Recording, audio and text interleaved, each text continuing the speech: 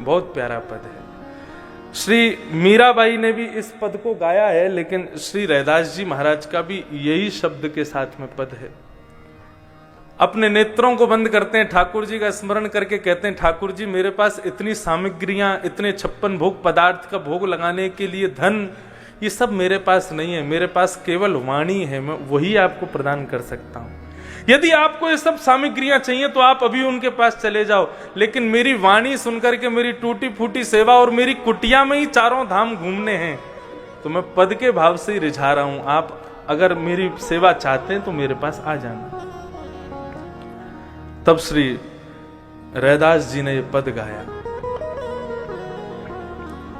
जो तुम तोड़ो पिया मैं नाही तोड़ूं रे, जो तुम तोड़ो पिया मैं नाही तोड़ूं रे, तो सो प्रीत तोड़ कृष्ण कौन संग जोड़ूं रे। चंद्रकोश, जो तुम तोड़ो पिया मैं नाही तोड़ूं रे, जो तुम तोड़ो पिया मैं तोड़ूं रे, जो तुम तोड़ो पिया मैं नाही तोड़ूं रे,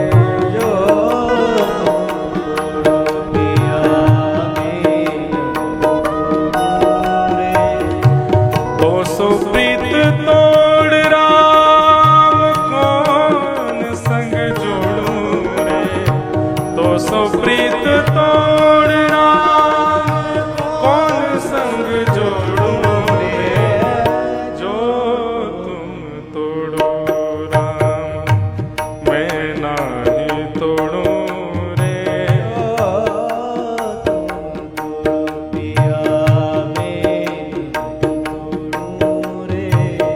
तो सो प्रीत तोड़ राम कौन संग जोड़ूं रे, तो सो प्रीत तोड़ राम कौन संग जोड़ूं रे, जो तुम तोड़ो राम मैं नाही तोड़ूं रे,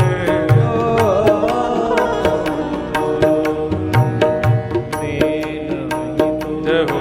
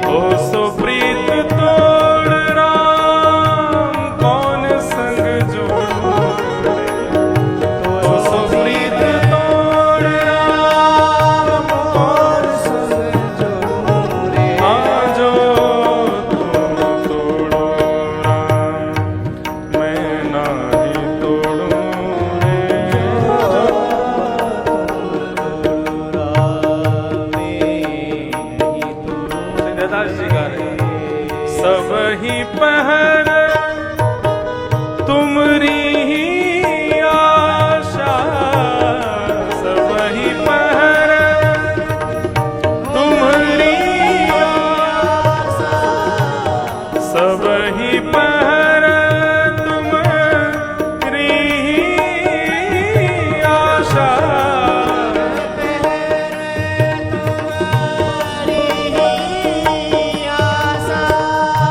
मन क्रम वचन कहे रैदासा, मन क्रम वचन कहे रैदासा, मन क्रम वचन कहे रैदासा, मन क्रम वचन कहे रैदासा।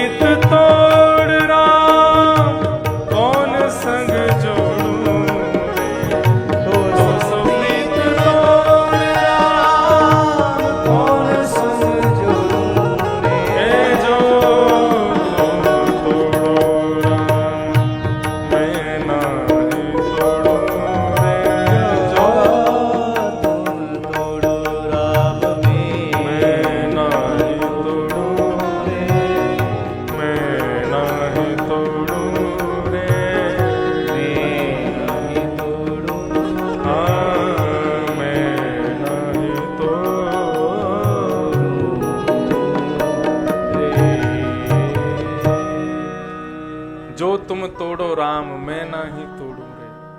अगर आप उनके पास चले भी जाओगे सेवा के लिए प्रभु, तो भी मेरे हृदय में तो यही भाव रहेगा, सब ही पहर तुमरी ही आशा।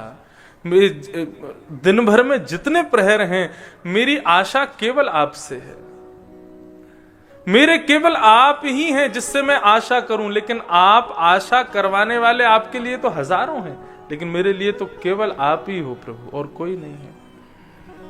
सब ही पहर तुमरी ही आशा, मन क्रम वचन कहे रैदासा। मन क्रम वचन से मेरी आश केवल और केवल आप हैं और कोई नहीं। और ऐसा भाव गाते गाते, राग थोड़ा सा कठिन है चंद्रकोश, और हमारे ज्यादा अभ्यास में नहीं है गाने के, लेकिन बहुत सुंदर राग है। जब ये भाव गाने लगे, गाते गाते रुदन करने लगे, नेत्र खोले ही नहीं, क्योंकि रैदास को ऐसा लगा शायद मेरे पास नहीं आएंगे आप। जब भी नेत्र नहीं खोले, रुदन करते रहे, नेत्रों से अश्रुपात होते रहे और गाते रहे, तब ठाकुर जी की मूर्ति वहां समस्त नगर वासियों के सामने, राजाओं के सामने, तभी देखते हैं कि राज सिंहासन से मूर्ति अपने आप उठ करके जाती है और जाकर के श्री रैदास जी की गोद में बैठ करके उनको अपने हृदय से लगा लेती है। और श्री रैदास जी अपने अंक में भर के ठाकुर जी की उस सुंदर प्रतिमा को अपनी कुटिया में चले जाते। ठाकुर जी अति व्यंजन, अति बड़े बड़े उत्सव करने से ठाकुर जी को बहुत प्रसन्नता होती है, ऐसा नहीं है। मैं अपने लाल जी के खूब उत्सव करता हूं, अपने ठाकुर जी के खूब कथाएं कम, उत्सव ज्यादा करता हूं। लेकिन यदि उन उत्सवों में भाव प्रधान नहीं है, केवल और केवल साज सज्जा प्रधान है, ठाकुर जी के 56 भोग की सामग्री क्या बनी है वो प्रधान है, ठाकुर जी को हमने अलंकार कैसे धराए हैं, वस्त्र कैसे धराए हैं, ठाकुर जी की पिछवाई कैसी है, ठाकुर जी के साज सज्जे कैसे हैं, वो प्रधान यदि रखोगे तो ठाकुर जी को उत्सव प्रिय नहीं है। ये 56 भोग धराने की जो सेवा है कि ठाकुर जी को 56 भोग ही धरेंगे, उसके कम में ठाकुर जी को अगर 51 भोग रख दिए तो क्या ठाकुर जी भोग नहीं लगाएंगे? सबरी के बेर सुदामा के तंदुल रुचि रुच भोग लगाए। किसके वशीभूत? केवल प्रेम और भाव। यदि भाव है, प्रेम है, तो ठाकुर जी आप साधारण वस्तु भी दोगे तो उसको भी स्वीकार करेंगे। नाथ द्वारा जब श्री नाथ जी विराजे तो वहां पर कुछ वैष्णव, क्योंकि रसोई अभी ठाकुर जी की नई नई बनी है, सिद्ध होने में समय लगेगा, तो वैष्णवों के यहां से प्रसादी जाती थी श्रीनाथ जी के लिए। तो मंदिर के गुसाई जी पत्तल भेजते थे, दोना भेजते थे, और वो पत्तल दोना देख करके वैष्णव समझ जाते थे कि इतनी सामग्री हमको बनानी है। तो रोज सबका समय आता था, भाई तुम सुबह बाल भोग की सेवा तुम करोगे, राजभोग की सेवा तुम्हारी होगी, उत्थापन भोग की तुम्हारी, शयन भोग की तुम्हारी। तो ऐसे सबको सेवा देते थे। तो एक दिन एक अकिंचन ब्राह्मण, वो ज्यादा धनवान नहीं था, उसकी सेवा आ गई और उसके यहां पत्तल आई, बोले इतनी सामग्री बना के भेजो। मन में सोचने लगा क्या करूं, कैसे करूं। गुसाई बालक के पास दौड़ा दौड़ा गया, कहा कि प्रभु मैं इतनी सामग्री नहीं बना सकता, हमारे यहां तो एक दिन भोजन बन जाए 3 दिन तक उसी को चलाते हैं, हम ठाकुर जी का भोग कैसे लगाएं।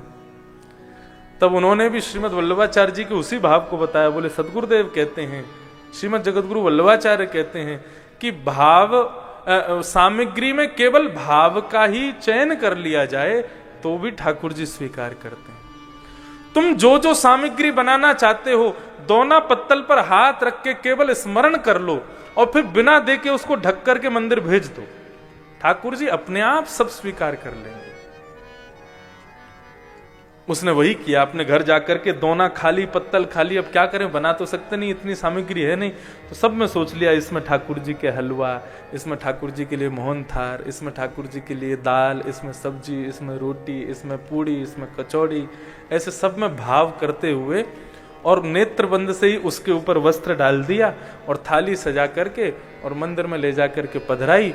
और जैसे ही ठाकुर जी के कपाट बंद हुए, राजभोग के लिए जैसे ही थाली के ऊपर से वस्त्र हटाए गए, जितनी सामग्री का ध्यान दिया सब प्रकट हो गई और ठाकुर जी ने भोग लगाया। तो ये भाव की प्रधानता। जरूरी नहीं है कि आप अपने घर के अर्चावतार के लिए विविध सामग्री ही बनाओ, सामग्री न भी बना सकते तो केवल उसका स्मरण। अब हमारे श्रीनाथ जी की पद्धति में ठाकुर जी को कम से कम 100 बीड़ा का भोग लगता है, 100 पान का भोग। अब 100 पान कहां से कथा में मंगाऊं मैं? यजमान से कहें कि भैया रोज के 100 पान चाहिए, अब 100 पान लगा भी दे, खाएगा कौन उसको? तो क्या करें ठाकुर जी के लिए? तो राजभोग के बाद, भोग के बाद ठाकुर जी के सामने ऐसे हाथ कर देते हैं, ये लो पान की आकृति बन गई और दिखाई देते, लो पान पालो। तो केवल ध्यान मात्र ऐसे ठाकुर जी के आगे भाव मात्र कर लिया जाता है, ठाकुर जी उसी से स्वीकार कर लेते हैं। तो भाव प्रधान। तो निर्मत्सराणाम सता, निर्मत्सरता, मात्सर्य दोष से रहित व्यक्ति ही कथा का अधिकारी है, नहीं तो भागवत की कथा ना कह पाएगा ना सुन पाएगा। और तीसरा भाव संबंध। बोले वैद्यम वास्तवमत्र वस्तु शिवदम तापत्रयो मूलनम।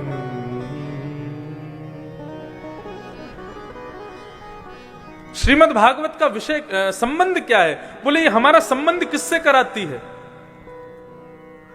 देखो 7 दिन की कथा है और प्रत्येक दिन की कथा जो है वो फेरे के भाव से होती है।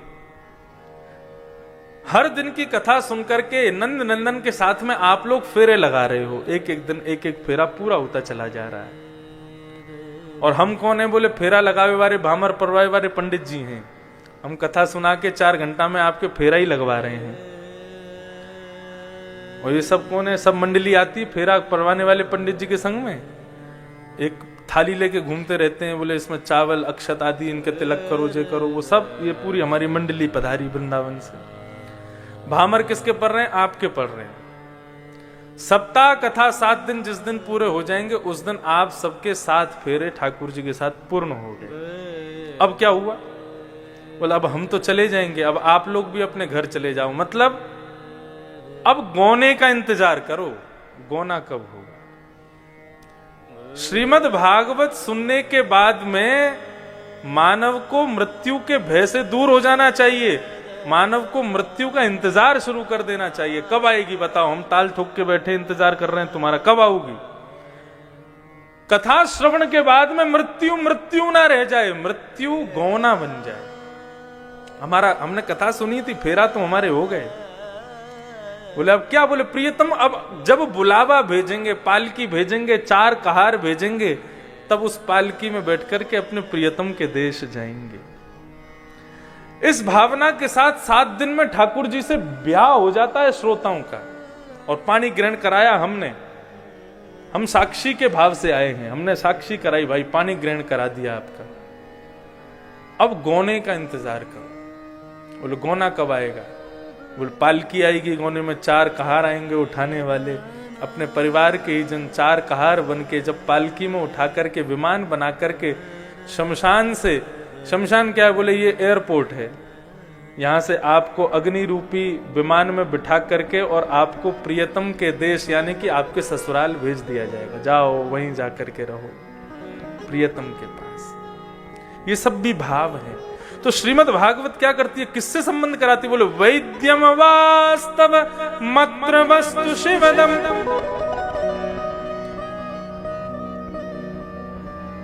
एक वस्तु है, कौन सी? वेणुनादल हरि, वेणु का नाद करने वाली वस्तु यानी कि योगेश्वर कृष्ण से श्रीमद् भागवत आपका संबंध करा देती है। और कैसा संबंध? बोले शिवदम, शिवदम यानी कल्याणकारी संबंध। ये भागवत का संबंध है। इसी के लिए ही कथा सुनी जाती है, और कोई तात्पर्य नहीं है कथा का। हमारा भगवान से संबंध हो जाए, बस इसी भाव से। अब भागवत का प्रयोजन क्या है, क्यों सुन रहे हैं हम? बोले तापत्रयोन्मूलनम।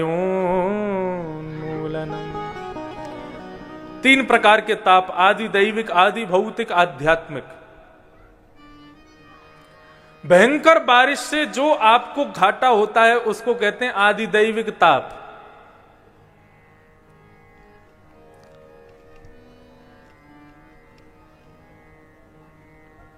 एक्सीडेंट हो जाना, बुखार आदि, ज्वर आदि चढ़ जाना, यह है आदि भौतिक ताप। और किसी के द्वारा जो आपको दुख मिलता है उसको कहते हैं आदि भौतिक ताप। और स्वयं अपने आप में बीमार जो होते हैं उसको कहते हैं आध्यात्मिक ताप। ये 3 प्रकार के ही कष्ट होते हैं। तो श्रीमद् भागवत की कथा इन कष्टों के निवारण के लिए होती है।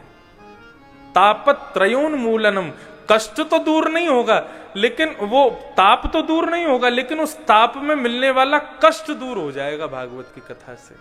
ये भागवत का अभिप्राय है। कष्ट मीराबाई के जीवन में भी आया है, ध्रुव प्रहलाद के जीवन में भी आया है, लेकिन उन कष्टों में भी वे सदैव प्रसन्न रहे हैं। क्यों? क्योंकि भागवत की कृपा से उनके जीवन के जो कष्ट हैं वो कष्ट तो दूर नहीं हुए, वो दुख तो दूर नहीं हुए, लेकिन उनकी पीड़ा का अनुभव होना बंद हो गया। मीराबाई के साथ में क्या नहीं किया उनके जेठ जी ने, लेकिन फिर भी मीराबाई कभी दुखी नहीं होती थी। मीराबाई एक भाव गाती थी, मुझे बहुत प्रिय है। मीराबाई से कोई कहता था साज श्रृंगार बढ़िया बन के रहा करो, तुम क्या जोगन सी बनी रहती हो? तो मीराबाई कहती थी, हो बाला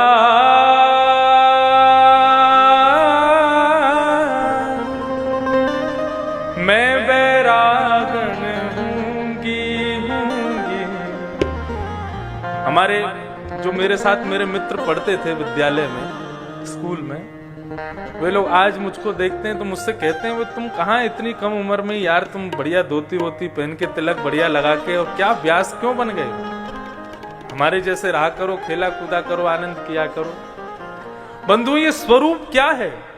मैं अपनी कथा में बताया करता हूं, जिस प्रकार एक सौभाग्यवती नारी के स्वरूप में कुछ विशेष आभूषण होते हैं, मांग का सिंदूर, गले की मंगलसूत्र, ऐसे ही जो लोग तिलक लगाते हैं, जो लोग धोती पहनते हैं, जो लोग चोटी रखते हैं, गले में तुलसी माला पहनते हैं, ये भी सौभाग्यवती भक्त हैं। इनका ब्याह ठाकुर जी से हो चुका है, उसी का प्रदर्शन कर रहे हैं। हम लोग मांग में सिंदूर की जगह तिलक लगा लेते हैं, ये ठाकुर जी के सौभाग्य का प्रदर्शन है। मंगलसूत्र की जगह गले में कंठी पहन लेते हैं, और सौभाग्यवती नारी साड़ी पहनती, हम धोती पहन लेते हैं। तो ये सब क्यों? हमारे ब्रज में कभी टटिया स्थान है, वहां कभी जाना आप, जहां श्री हरिदास जी महाराज रह करके भजन करते थे। वहां के वैष्णव भक्तों को देखोगे तो क्या कर, जैसे हम पीला चंदन केवल माथे पे लगाते हैं, ऐसी पीले चंदन में ब्रज की रज लगा करके और पूरे मुंह पर ऐसे लगा करके और पूरे, और वो कौन बन जाएंगे, हौवा बन जाते हैं, भूत। उनसे पूछो बाबा ये पूरे मुंह पे काहे को पोत लियो चंदन?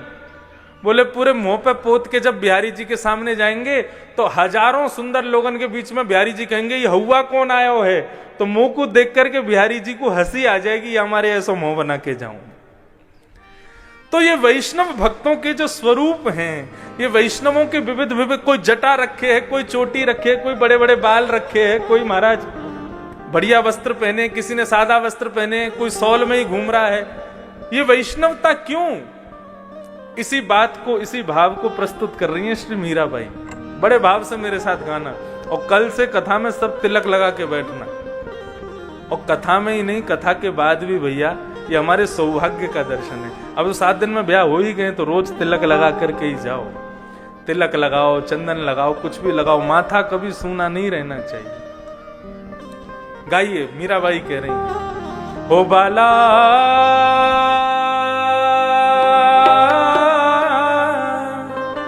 मैं बैरागण हूंगी हूंगी, मैं बैरागण हूंगी, मैं बैरागण हूंगी, मैं बैरागण हूंगी, मैं बैरागण हूंगी। ओ बाला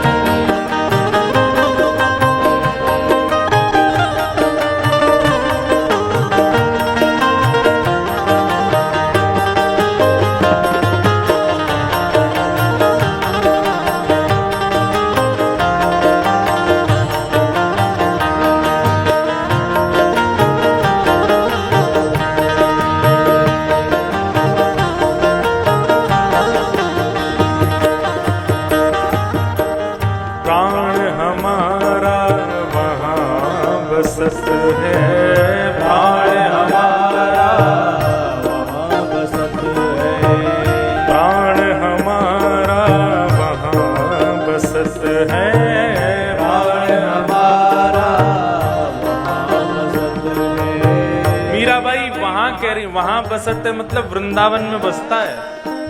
हम राजस्थान में खड़ी हैं, मध्य प्रदेश में बैठे हैं, यहाँ तो केवल शरीर खड़ा है हमारा, प्राण कहाँ है? बोले प्राण तो श्री वृंदावन बिहारी के पास है। जय जय राधा वल्लभ लाल, मन रखियो अपने चरणन में, मन रखियो अपने चरणन में, तन रखियो श्री वृंदावन में। ओ प्राण हमारा वहाँ बसत है प्राण हमारा, वहाँ बसत है। यहाँ तो खाली को, यहाँ तो खाली को, मात पिता परिवार सोई है, मात पिता परिवार सोई है, मात पिता परिवार सोई है, मात पिता परिवार सोई है। ओ कहिए दिन का तोड़ बड़ा, कहिए दिन का तोड़ बड़ा, कहिए दिन का तोड़ बड़ा, ये दिन का मैं बैरागन होंगे, मेरा आहूँगी, मैं बैरागन होंगी, मेरा ओ बाला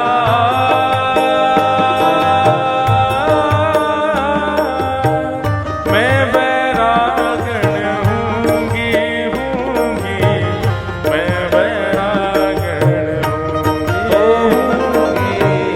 मैं बैरागन आहूँगी, मैं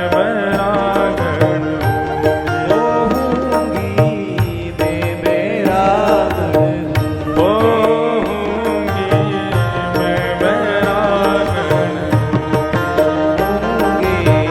मैं बैरागन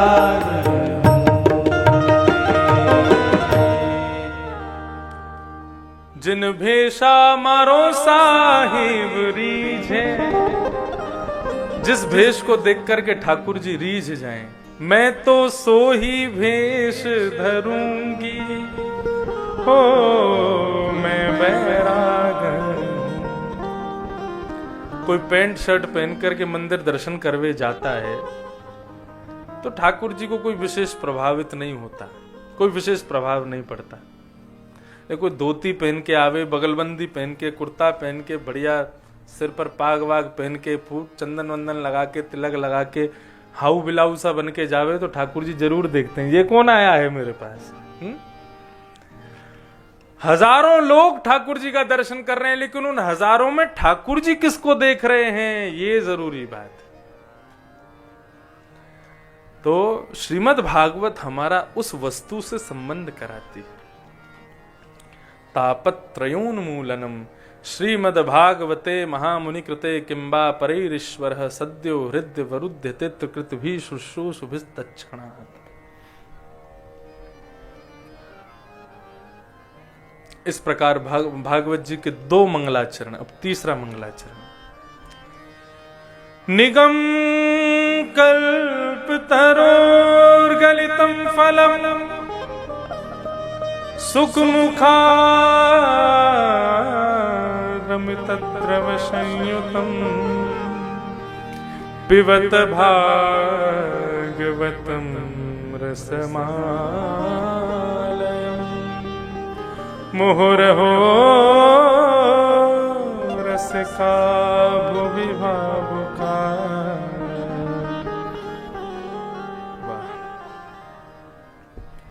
निगम कल्प तरोर गलितम फलम। भागवत क्या है? निगम कहते हैं वेद को, और उस वेद रूपी कल्प वृक्ष का पका हुआ फल है श्रीमद् भागवत। अब यहां कल्प तरोर गलितम फलम, कल्प वृक्ष कहा गया भागवत को। कल्प वृक्ष का मतलब क्या होता है? कल्प वृक्ष के नीचे बैठ करके जो सोचोगे वो मिल जाएगा। ये कल्प वृक्ष होता कहां है? स्वर्ग में होता है। लेकिन श्रीमद् भागवत को भी कल्प वृक्ष कहा गया, तो मतलब भागवत का कल्प वृक्ष और स्वर्ग का क्या समान है क्या? बोले नहीं। दोनों कल्प वृक्ष में भेद क्या है? बोले स्वर्ग का कल्प वृक्ष तो जीव की इच्छा अनुसार वस्तु प्रदान करता है, लेकिन भागवत का कल्प वृक्ष भगवत कल्पना से व्यक्ति को क्या देना चाहिए वो वस्तु प्रदान करता है। समझ में आ रही है बात?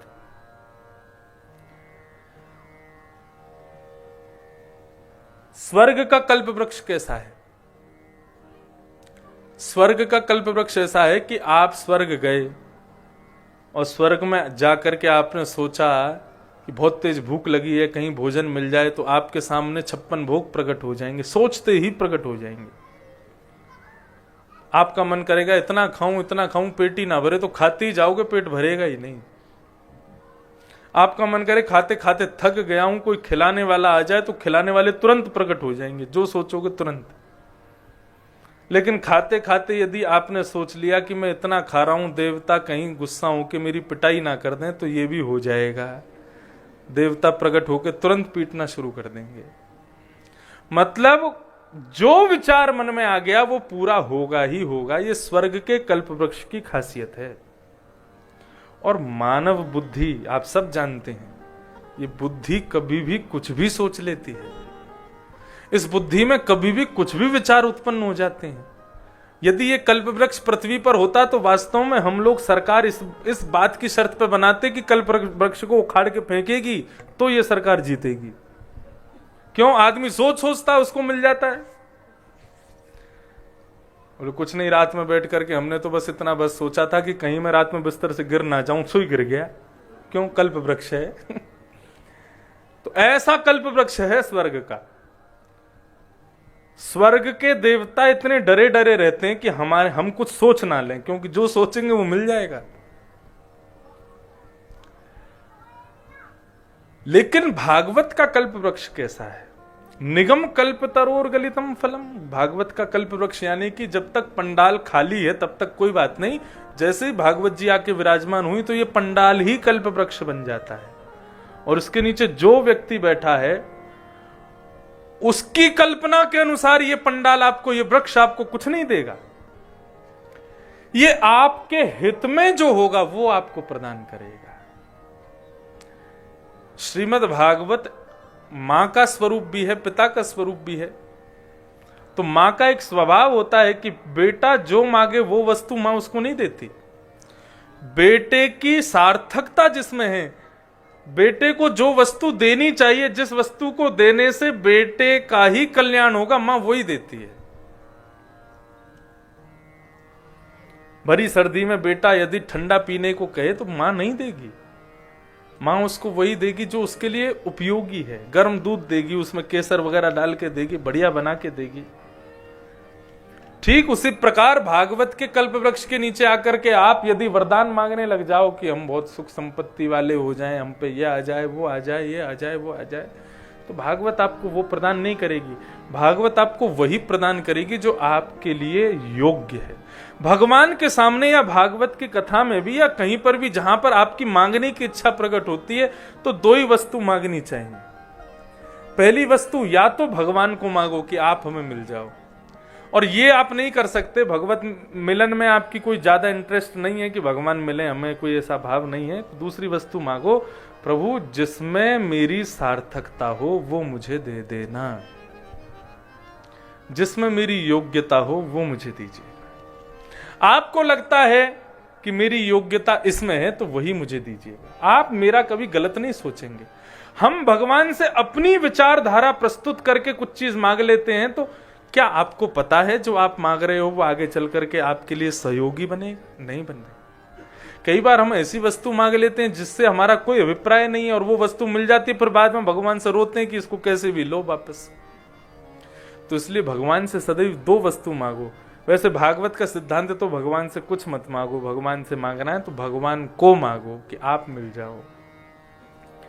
लेकिन फिर भी श्रोताएं इतने सारे हैं तो एक आध वैसे भी होंगे जिनको भगवान को मांगने में रुचि नहीं है, तो क्या मांगो? बोले जो हमारे लिए योग्य है वो दे दो। आपको लगता है इसमें मेरी योग्यता, तो वही मुझे दीजिए। तो श्रीमद् भागवत का कल्प वृक्ष जो है ये योग्यता के अनुसार मानव को देता है। तो ये क्या है भागवत? बोले निगम वेद रूपी कल्प वृक्ष का पका हुआ फल है।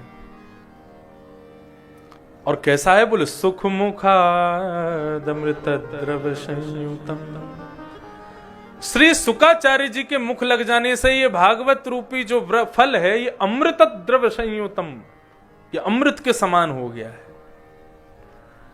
बोले अब क्या करो? बोले पिबत भागवतम रसमालयम। अशुद्धि, किस बात की अशुद्धि? शब्द गलत लिखा है।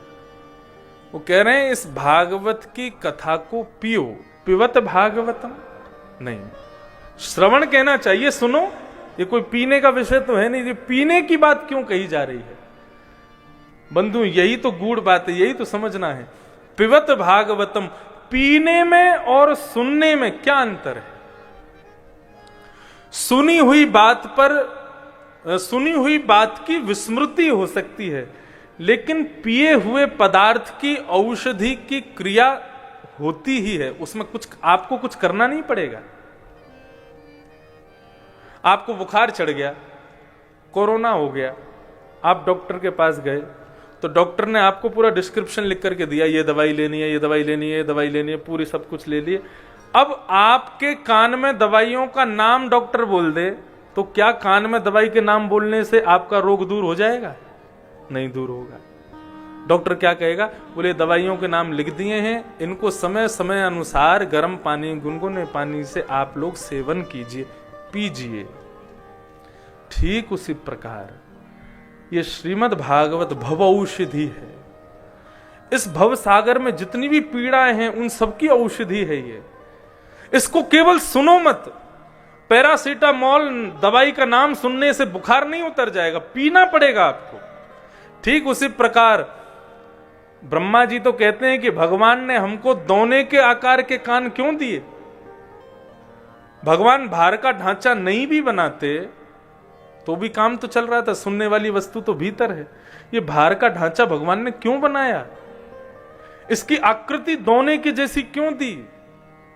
बोले पात्र किसी को दिया जाता है तो इसलिए दिया जाता है कि उसमें कुछ भर के सेवन करो, कुछ पियो। ऐसे ही भगवान ने हमको दो दो कान के ये दोने दिए, सुनने वाली वस्तु तो अंदर है। ये बाहर का ढांचा इसलिए दिया, भाई ये दोने मैंने दिए हैं, इसमें मेरी कथा रूपी गंगा भर भर के खूब उसका सेवन करो। इसलिए कहा गया पिबत भागवतम रसमालयम। इस भागवत की कथा को सुनने मत बैठिएगा। कोई कहे कहां जा रहे हैं? बोले पीने जा रहे हैं, भागवत पीने जा रहे हैं। एक आध बार को हंसेंगे, आपका मजाक उड़ाएंगे, लेकिन वास्तविकता यही है। मदिरा का नाम सुनने से नशा नहीं होगा, मदिरा पीने से नशा हो जाएगा। दूध सुनने से पौष्टिकता नहीं आएगी, दूध पीने से पौष्टिकता आएगी। ऐसी कथा सुनने से आपको सुख नहीं मिलेगा। कथा को इस कर्ण रूपी बढ़िया दोनों में भर भर के पान करो, इसका पिबत भागवतम रसमालयम पियो, तब ही ये कल्याण करेगी।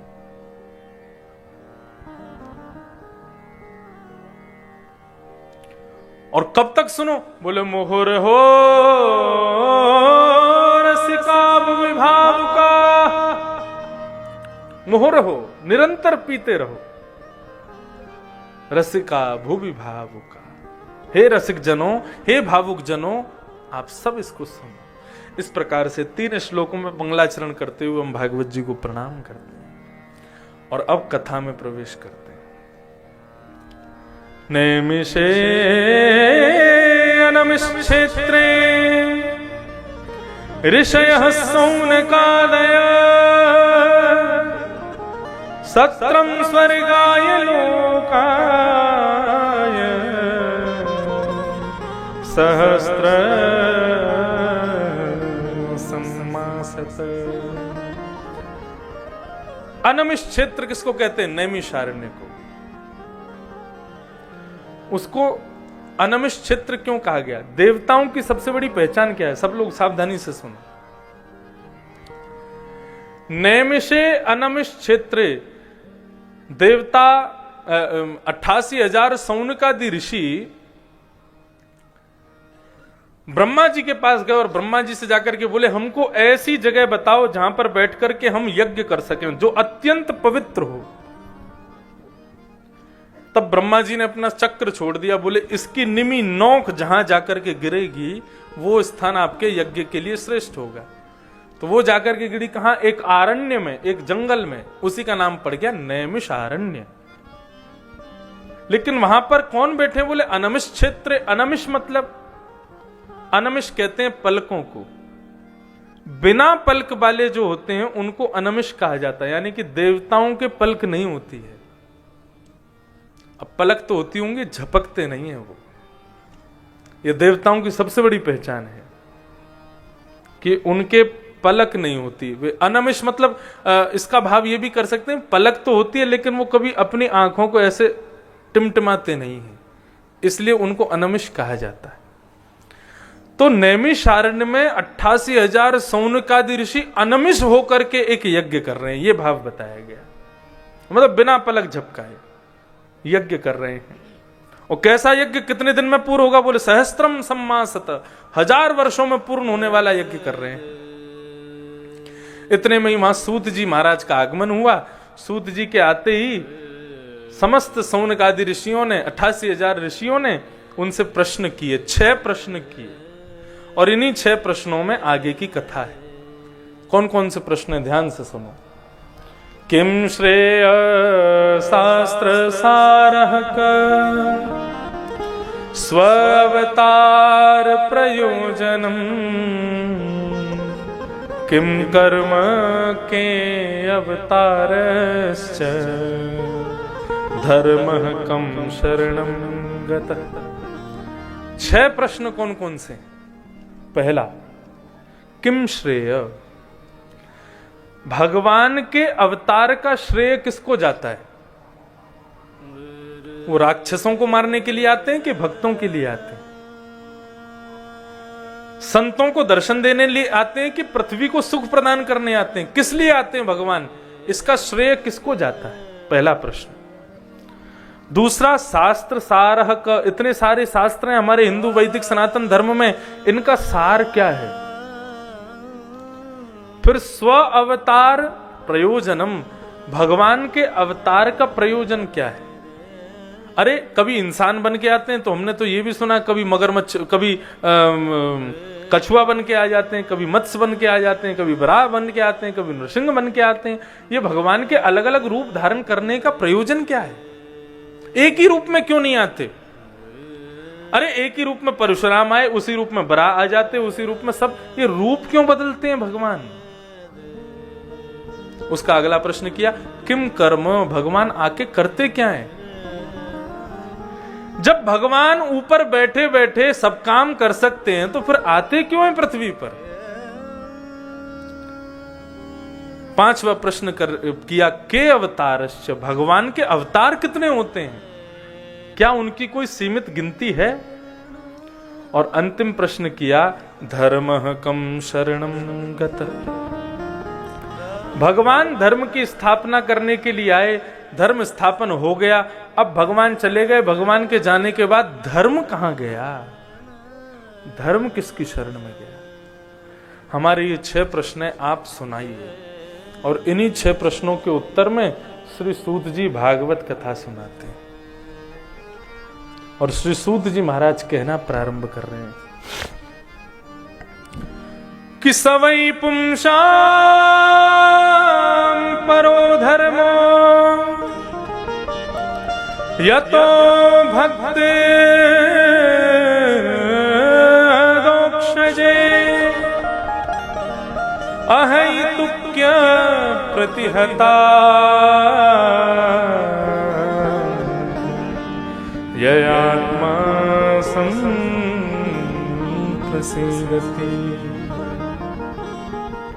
आपने पूछा परम धर्म क्या है? तो सवै पुंसाम परो धर्मो यतो भक्तिर अदोक्षजे, प्रत्येक प्राणी मात्र का एक ही परम धर्म है। क्या? कि अदोक्षज भगवान के अहेतुकी भक्ति करना। अहेतुकी भक्ति किसे कहते हैं? अहेतुकी भक्ति किसे कहते हैं? 2 प्रकार की भक्ति, 3 प्रकार की भक्ति होती हैं। एक तो होती है जल धारावत, एक होती है तैल धारावत, और एक होती है मधु धारावत। बहुत सावधानी से सुनिएगा, बहुत बहुत गूढ़ प्रसंग है। लोगों की भक्ति 3 प्रकार की होती है। पहली भक्ति होती है जल धारावत, जल की धारा के जैसी। जल की धारा कैसी होती है? आप लोग घर में शालिग्राम जी हो या शंकर जी को जब स्नान कराने जाते हैं तो श्रृंगी से जब जल डालोगे तो जितनी पास श्रृंगी होगी तो आप देखेंगे जल की धारा के बीच में खंड नहीं आएगा, खंड खंड नहीं होगी। और जैसे दूर करते चले जाओगे तो उसके धारा खंड खंड खंड खंड होते चले जाएंगे। तो कई लोगों की भक्ति कैसी होती है?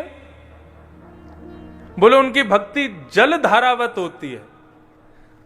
मतलब कैसी? खंड खंड खंड, कभी तो भज लेंगे, कभी नहीं भजेंगे, कभी सुन लेंगे, कभी नहीं सुनेंगे, कभी मंदिर चले जाएंगे, कभी नहीं जाएंगे। उनका कोई नियम नहीं होता।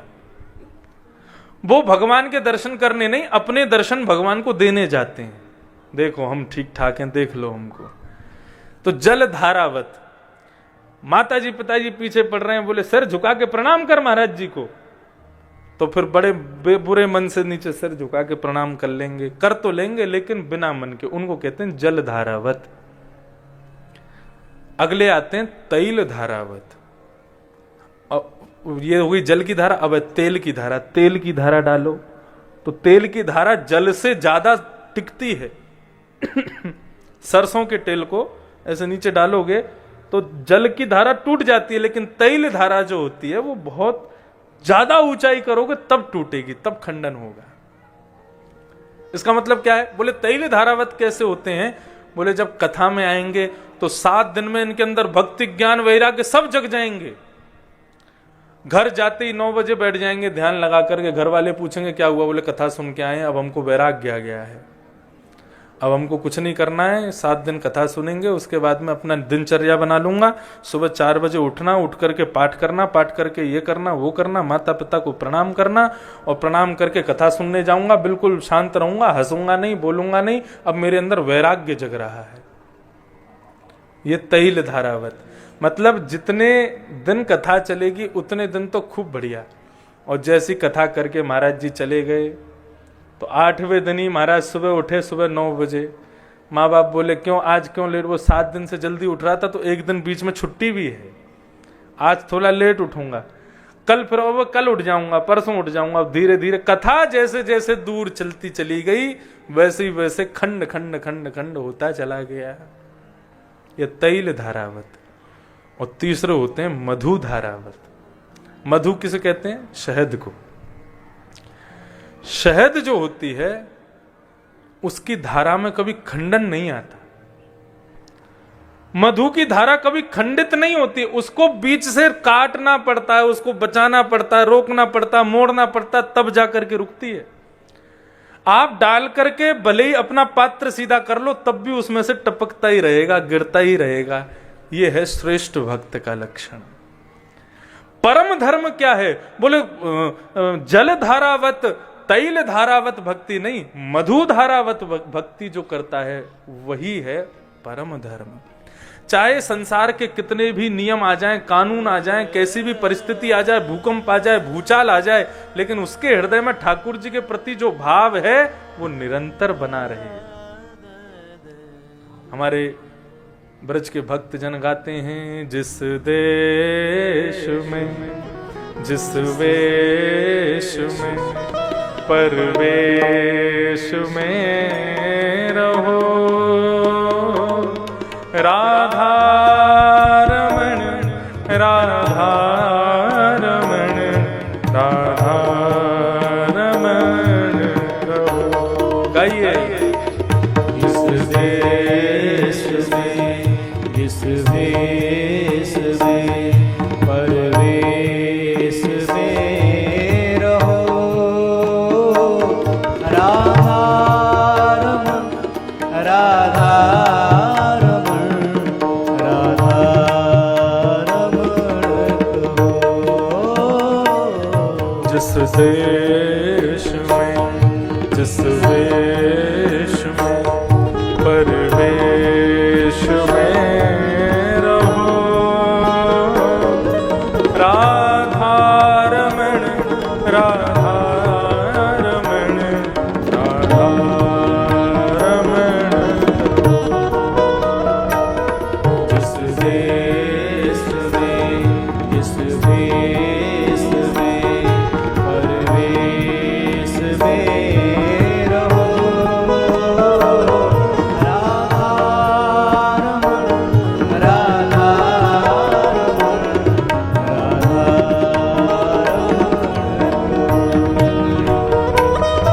जिस हाल में, जिस काल में, जिस चाल में रहो, जिस हाल में, जिस काल में, जिस चाल में रहो। ये परम भक्ति, परम धर्म किसे कहते हैं वो बताया जा रहा है। जिस प्रकार हम श्वास लेते हैं तो कई बार हमको पता नहीं चलता कि हम श्वास ले रहे हैं, ऐसे ही भगवत नाम की इतने जप हो जाएं कि हमको पता भी ना चले कि हमारे मुख से भगवत नाम निकल रहा है। कई लोग होते हैं उनको छींक आती है तो भगवान का नाम लेते हैं, खांसी आती है तो भगवान का नाम, गिर जाएंगे तो ऐसी प्रत्येक स्थिति में भगवत नाम स्मरण। एक कथा स्मरण में आ रही है।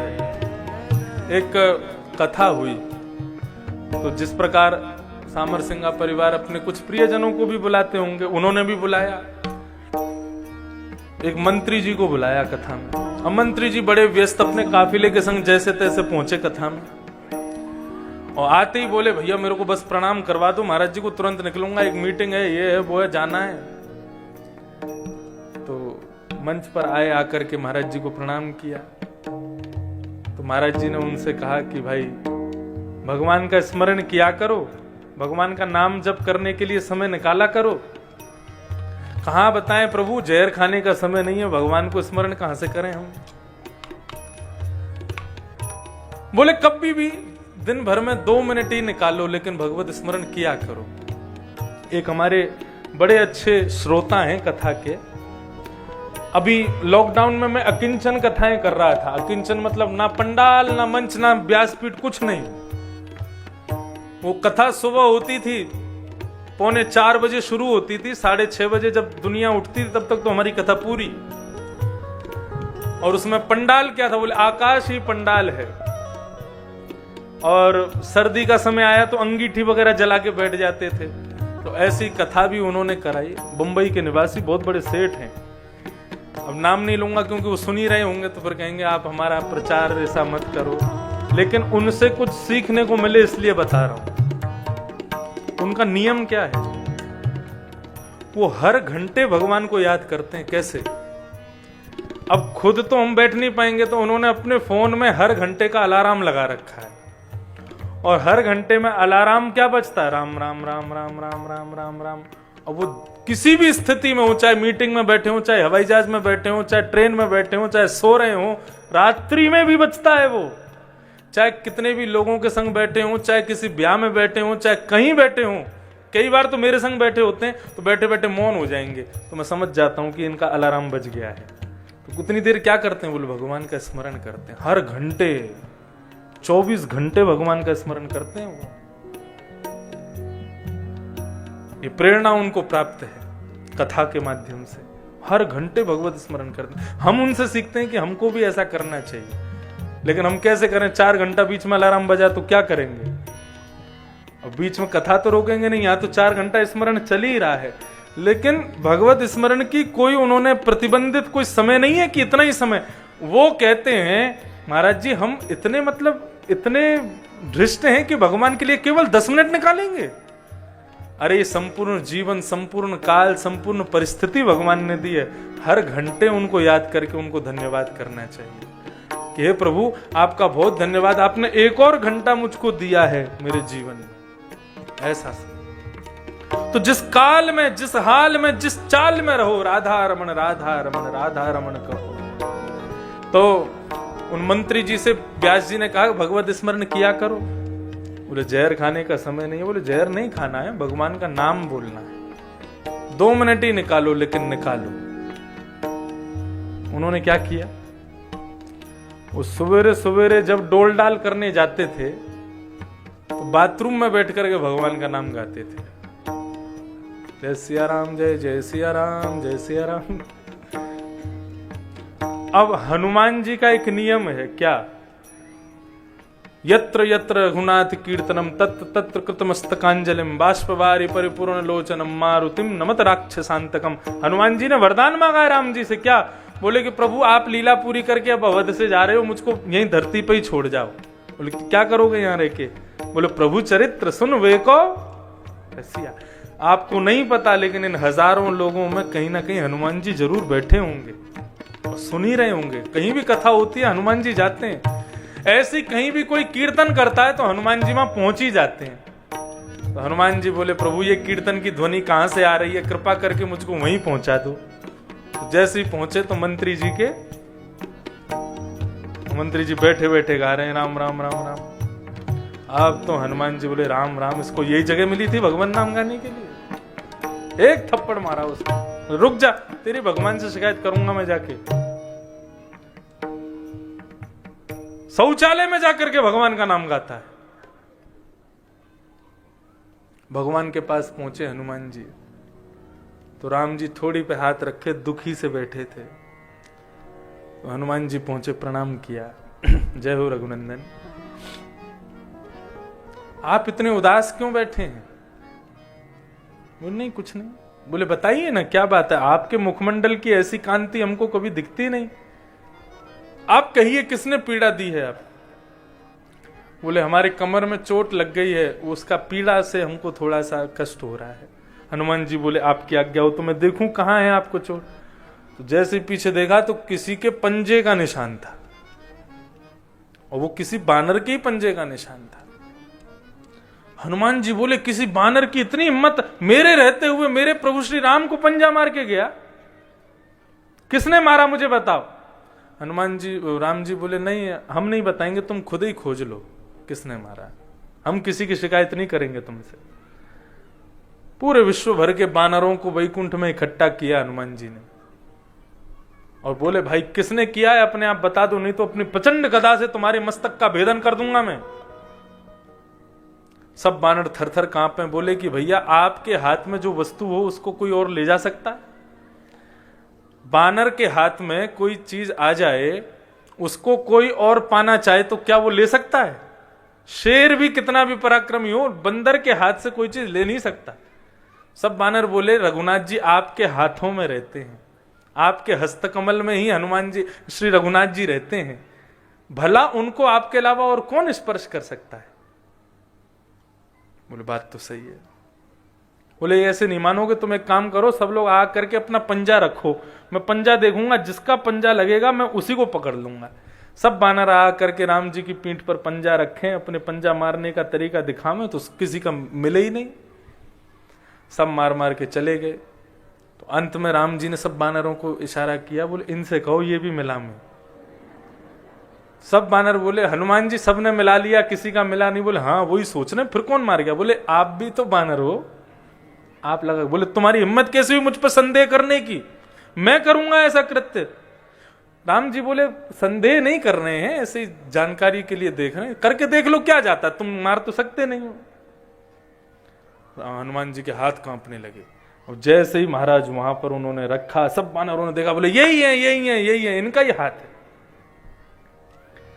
हनुमान जी के नेत्र सजल हो गए, बोले प्रभु मैं ऐसी धृष्टता कभी नहीं कर सकता, ये कैसे हुआ? तब श्री रघुनाथ जी कहते हैं हनुमान, भक्ति भक्त भगवंत गुरु चतुर नाम बपुएक, तिनके पग वंदन किए नाशहि विघ्न अनेक। जिस प्रकार भक्ति, भक्त, भगवान और गुरु, इन चारों में कोई भेद नहीं है। इनको प्रणाम करने से, चाहे गुरु को प्रणाम करो चाहे भक्त को प्रणाम करो, वो सीधी प्रणाम भगवान को ही लगती है। इसी प्रकार गुरु को कष्ट दोगे, किसी वैष्णव को कष्ट दोगे, मेरे किसी कीर्तन करने वाले वैष्णव को कष्ट दोगे, तो वो कष्ट भी मुझे लगता है। हनुमान जी बोले प्रभु मैंने किसको कष्ट दिया? बोले एक मेरा कीर्तन कर रहा था, सुबह सुबह तुमने जाके उसको पीट दिया। बोले प्रभु कीर्तन करे बात बढ़िया, लेकिन स्थान भी तो देखे कहां कर रहा है, वहां बैठ करके करना चाहिए क्या? तो जिस हाल में, जिस काल में, जिस चाल में रो, जिस हाल में, जिस काल में, जिस चाल में क्या करो?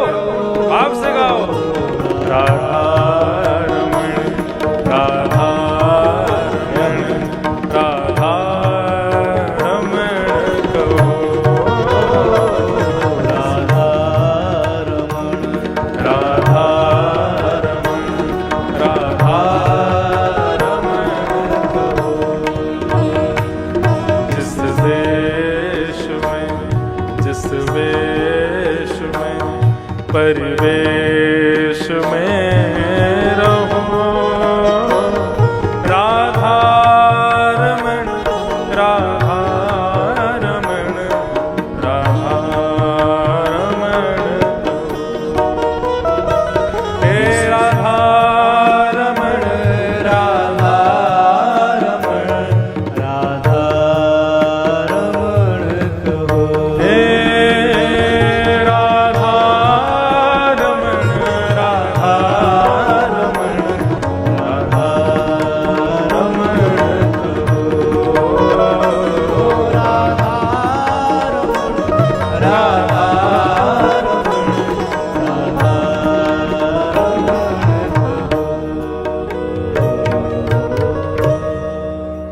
अहैतुक्य प्रतिहता ययात्मा संप्रसीदति। तो भक्ति कैसी होनी चाहिए? मधुधारावत, कभी उसमें खंडन ना आवे।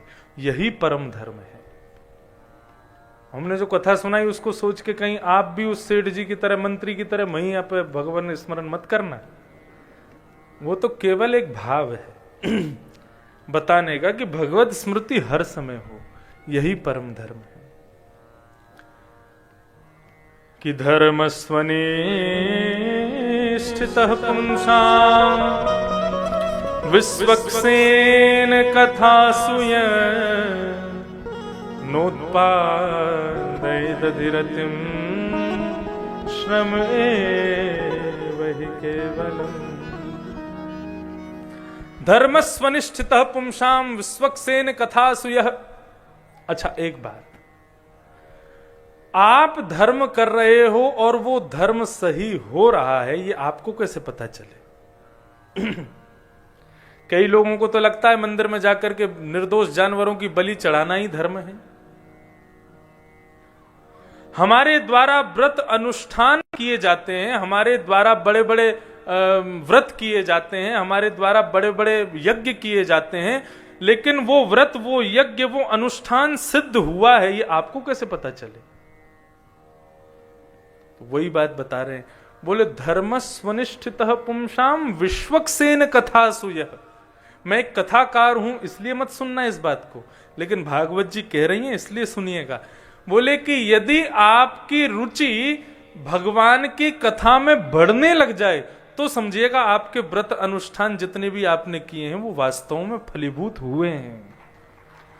और कथा में रुचि नहीं बन रही है, कथा में आनंद नहीं आ रहा है, कथा में आते ही निद्रा देवी परेशान कर रही है, नींद आ रही है, बार बार भूख लग रही है, कुछ खाने की इच्छा, पीने की इच्छा, कभी ऐसे बैठ रहे हैं, कभी ऐसे बैठ रहे हैं, कभी पैर फैला के बैठ रहे हैं, कभी लेट रहे हैं, पौड़ रहे हैं, बार बार आसन बदल रहे हैं। इस प्रकार से जो बेचैन होकर के कथा सुन रहे हैं, लेकिन खूब यज्ञ करते हैं, खूब अनुष्ठान करते हैं, महीने में 30 दिन की जगह 15 दिन व्रत करते हैं, तो क्षमा कीजिएगा, आपके व्रत अनुष्ठान और जितने भी आपके यज्ञ हैं उन सब का फल श्रेष्ठ नहीं है। लेकिन विश्वक्सेन कथासु, कथा में यदि मन लग रहा है, कथा सुनने में खूब रुचि हो रही है, कथा सुनने में खूब आनंद आ रहा है, तो आप यदि महीने में एक ही व्रत करते हैं तो वो एक व्रत भी ठाकुर जी स्वीकार कर रहे हैं। यही बात।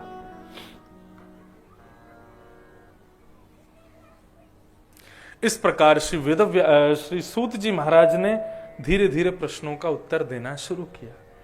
भगवान के 24 अवतारों का वर्णन किया और प्रत्येक अवतार का एक भाव बताया। ध्यान से सुनिएगा। ये नारायण हैं, इन्हीं में से अंश के रूप में बराह भगवान आ गए, इन्हीं में से नृसिंह भगवान आ गए, इन्हीं में से परशुराम आ गए, इन्हीं में से वेदव्यास आ गए। सब अवतार भगवान नारायण में से ही प्रकट होते हैं। लेकिन जो राम कृष्ण अवतार हैं, ये नारायण में से कोई प्रकट होकर के नहीं आया, स्वयं नारायण ही पधारे हैं। ए सवई एते चाम शुकलः पुंस, एते चाम शुकला पुंस, कृष्णस्तु भगवान स्वयं, राम और कृष्ण जो हैं 24 अवतारों में जिनका भाव है, ये भगवान के अंश नहीं आए हैं, स्वयं नारायण ही राम कृष्ण बन करके पधारे। एक तो होता है कि फैक्ट्री बना करके आपने उसमें मैनेजर रख दिया, सुपरवाइजर रख दिया। अब फैक्ट्री में काम करने वालों के लिए मैनेजर और सुपरवाइजर ही मालिक है, लेकिन किसी दिन यदि मालिक आ जाए और मालिक आकर के कहे ऐसा नहीं ऐसा करो, तो मैनेजर की क्यों सुनेंगे भाई, मालिक की सुनेंगे ना। ठीक उसी प्रकार प्रत्येक अवतार, कई अवतार हैं, उनमें भगवान के आदेशों को भी नहीं माना गया, लेकिन रामकृष्ण ने जो कहा है उन सबको अंगीकार किया गया, उनको श्रेष्ठ माना गया। क्यों? ये साक्षात नारायण हैं।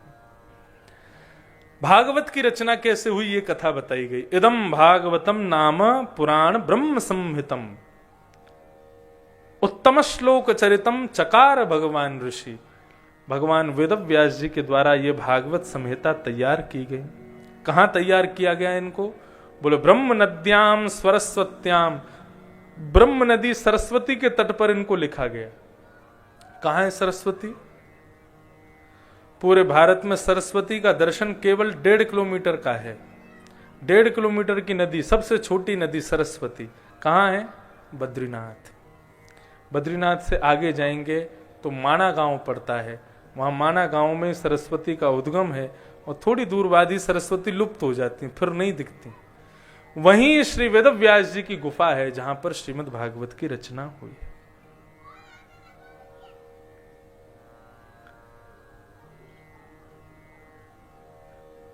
वेदव्यास जी ने इस भागवत पुराण की रचना की। क्यों की? 4 वेद, इतिहास, महाभारत, वाल्मीकि रामायण, 18 उपपुराण, 17 महापुराण, इतने ग्रंथों के पुराणों के लेखनी के बाद अंतिम लेखनी है वेदव्यास जी की श्रीमद् भागवत। जब इतना सब कुछ लिख दिया था तो फिर भागवत लिखने की क्यों इच्छा हुई? तब यहां बताया गया द्वापर युग के अंतिम समय की बात है। कलयुग प्रारंभ होने वाला था। भगवान वेदव्यास बद्रिक आश्रम में बैठ करके बड़े चिंतित बैठे थे। क्यों चिंतित बैठे थे?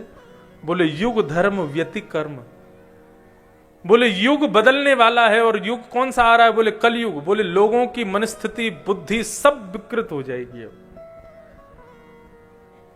सतयुग त्रेता द्वापर में लोगों के मन के राक्षसत्व को नष्ट करने के लिए शस्त्र की आवश्यकता पड़ती थी, लेकिन कलयुग में शस्त्र से भी उनके राक्षसत्व को नष्ट नहीं किया जा सकता। क्या करें? तब उन्होंने शास्त्र की रचना की। तो पहले केवल एक ही वेद था। सावधानी से सुनिएगा, एक वेद। लोग पूछते हैं हमारे हिंदू वैदिक सनातन धर्म में इतने किताबें, इतने ग्रंथ क्यों हैं? सुनो क्यों हैं, आज बताते हैं। पहले केवल एक वेद था। क्या नाम था उसका? प्रणव। वेदः प्रणव एवाग्रे। प्रणव किसे कहते हैं? ओम। केवल ओमकार, एक ही वेद था।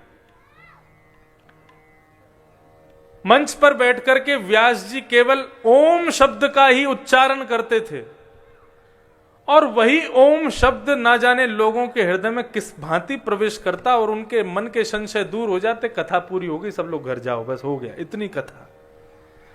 लेकिन जैसे जैसे युग धर्म व्यतिकर्म हुआ, युग बढ़ने लगे, लोगों की बुद्धि सूक्ष्म होने लगी, और उतनी इतनी दीर्घ बुद्धि नहीं थी कि वे ओम शब्द से ही उनका कल्याण हो जाए। तब उन्होंने एक वेदम चतुर्विधम, एक वेद को 4 वेदों में परिणत किया। ऋग्वेद, यजुर्वेद, सामवेद, अथर्ववेद। लेकिन उसमें क्या कर दिया? नियम लगा दिए। वो चोटी रखने वाले, जनेऊ पहनने वाले, त्रिकाल संध्या करने वाले, ब्राह्मण कुल में जन्म लेने वाले ही बालक इनको पढ़ सकते हैं। अब भाव था मानव कल्याण का, अन्य प्रजाति के लोग क्या करेंगे? तब उन्होंने महाभारत की रचना की, और उसी महाभारत के अंदर गीता की रचना की। मन को शांति नहीं हुई। उसके बाद 18 उपपुराण लिखे, जिसमें देवी भागवत आदि ये सब आ जाते हैं। कई जगह आपने सुना होगा, कहीं देवी भागवत चल रही है, कहीं शिव महापुराण चल रही है, कहीं बराह पुराण चल रही है, कहीं गरुण पुराण चल रही है। ये सब पुराणों की रचना की गई। तो 18 उप पुराण लिखे और फिर उसके बाद 17 महापुराण लिखे, लेकिन वेद व्यास जी का मन अभी भी मतलब संतुष्ट नहीं था। ब्रह्म नदी के तट पर बैठे थे, सोच रहे थे क्या करूं, तभी श्री नारद जी महाराज का आगमन हुआ और नारद जी को उन्होंने अपनी सारी वेदना बताई। तब नारद जी महाराज ने उनको कहा, क्या कहा, भगवता नुदित प्रायम यशो भगवतो मलम ये नैवासौ न तुष्येत मन्ये तद्दर्शनम खिलम्। आप दुखी क्यों हैं, मैं बताऊं? बोले बताओ।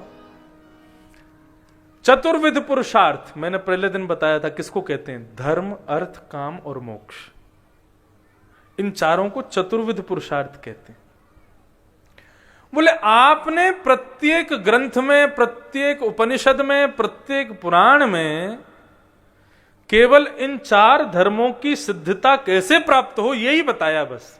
धर्म कैसे किया जाए, अर्थ कैसे कमाया जाए, मनोकामनाएं कैसे पूरी की जाएं और मुक्ति कैसे मिल जाए, केवल ये 4 बातें आपने सब जगह बताई हैं। लेकिन जिनको धर्म नहीं चाहिए, अर्थ नहीं चाहिए, कामना की कोई इच्छा नहीं, जिनको मुक्ति भी नहीं चाहिए, हमारे ब्रज में क्या कहते हैं, मुक्तियों नौन सी खारी लागे। बोले नमक जैसी खारी लगती है मुक्ति, मुक्ति नहीं चाहिए। श्री राधा रानी के पग पग पे प्रयाग जहां,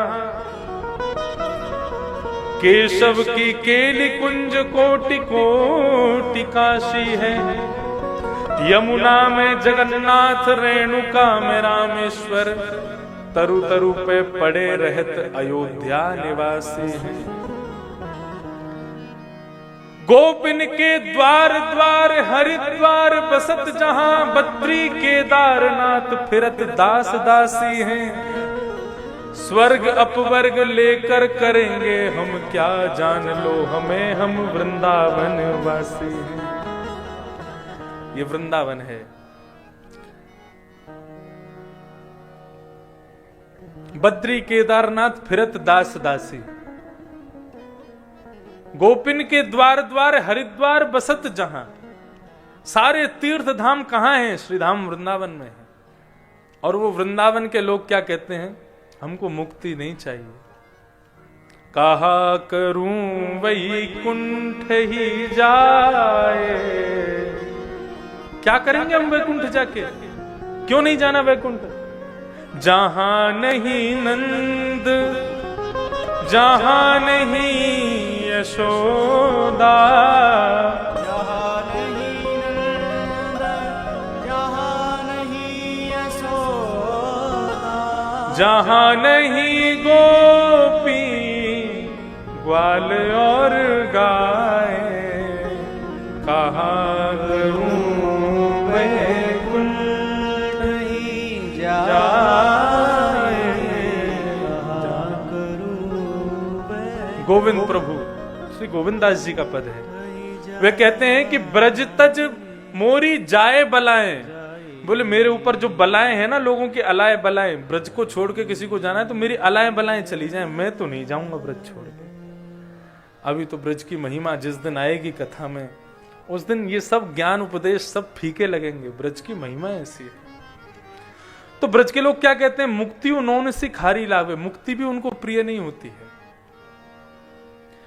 तो नारद जी कह रहे हैं जिनको मुक्ति भी नहीं चाहिए, धर्म अर्थ काम मोक्ष से जिनको कोई काम नहीं है, जो केवल प्रियतम अपने ठाकुर जी को मानते हैं, जो कृष्ण के होना चाहते हैं, जो भगवान से संबंध बनाना चाहते हैं, उनके लिए आपने क्या लिखा है?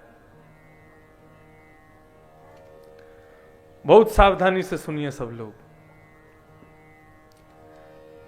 जो भगवान से ही संबंध बनाना चाहते हैं, उनके लिए आपने क्या लिखा है?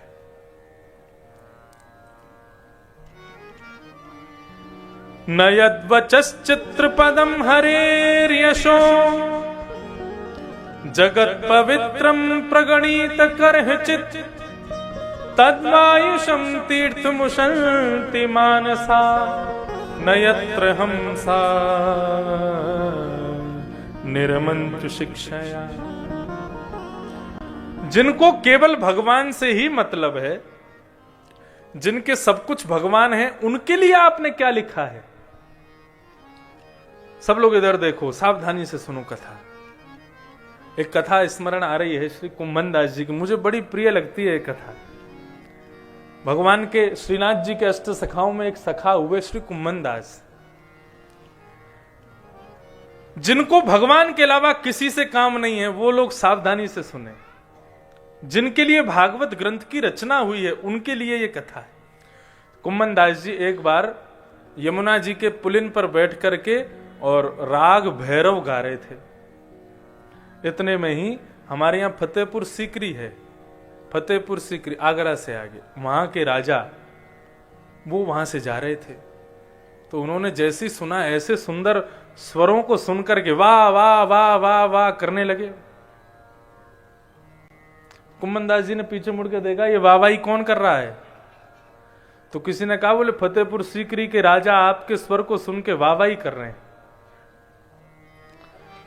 तो जैसे ही महाराज उनके मुख से वाह वाही सुनी, तो कुम्भन दास जी ने अपनी राग मालिका पुस्तक में से राग भैरव का पन्ना फाड़ के उसके 4-5 टुकड़े कर दिए और जमुना जी में विसर्जित। बोले आज के बाद राग भैरव नहीं गाऊंगा। क्यों? हम जिसको रिझाने के लिए गाते हैं, उसने तो कभी वाहवाही की नहीं, और जिसको सुनाने के लिए कभी गाए नहीं, वो वाहवाही कर रहा है। ये तुच्छ प्राणी वाहवाही कर रहा है उस पर। अरे ये राग अब अशुद्ध हो गया, ये राग झूठा हो गया, अब इसको ठाकुर जी की सेवा में नहीं गाऊंगा मैं। विराज,